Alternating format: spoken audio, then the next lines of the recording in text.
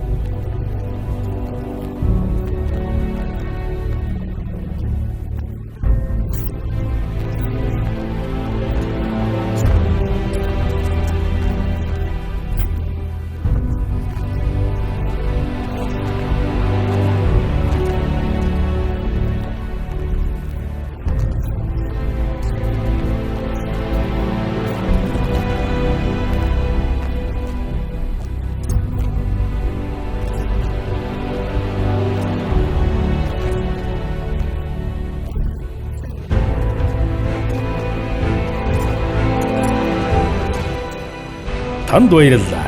Авилгачдыг алагчилж шийтгдэггүй ард түмнээ амгалан тайван амьдруулдаг ерөнхийлөгч болоорой. Бид таныг сонгож зөвийг дэмжинэ.